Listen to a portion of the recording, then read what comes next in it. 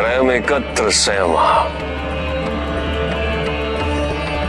धारणा, ध्यान और समाधि, इन तीनों को मिलाकर संयम की अवस्था बनती है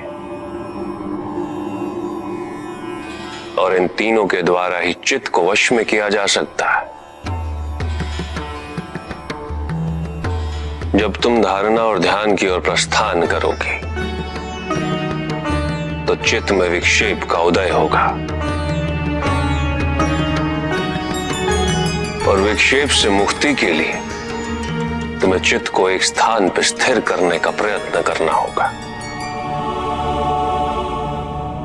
उसके लिए किसी पदार्थ विशेष या देश विशेष पर ध्यान केंद्रित किया जाता है। योग में देश के दो अर्थ हैं कन्या। देश आपके शरीर के भीतर भी अवस्थित होता है।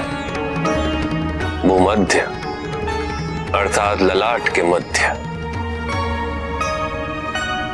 नासिका का अग्रभाग, हृदय और नाभि, यह हमारे शरीर में स्थित देश है। इसके अतिरिक्त गुरु, देवी देवता की मूर्ति, प्रज्वलित दीपशिखा, किसी योगी का शरीर, ओमकार जैसी ध्वनि के आलंबनों को भी योग में देश कहते हैं। चित्त को किसी पदार्थ या देश विशेष में केंद्रित करने की प्रक्रिया धारणा है। क्योंकि तुम जिस पे मन एकाग्र करो, मन उसके गुण और उसका आकार धारण कर लेता है। चित्त यदि अशांत हो, अशुद्ध हो, तो इस प्रक्रिया से उसमें शांति और शुद्धता का भाव स्थापित हो जाता है। यही एक सर्वोत्तम मार्ग है कन्या, चित्त शुद्धि का।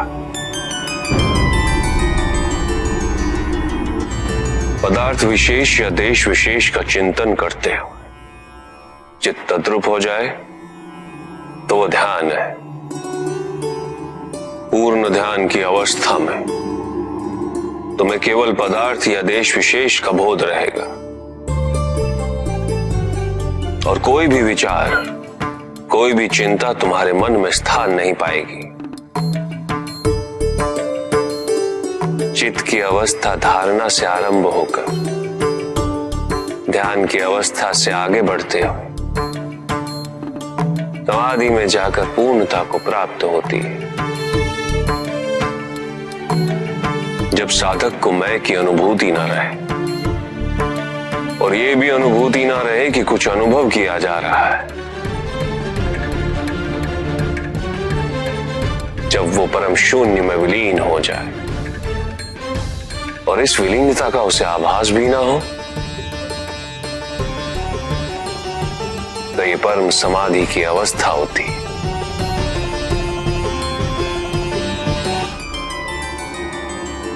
श्वास दर्शन।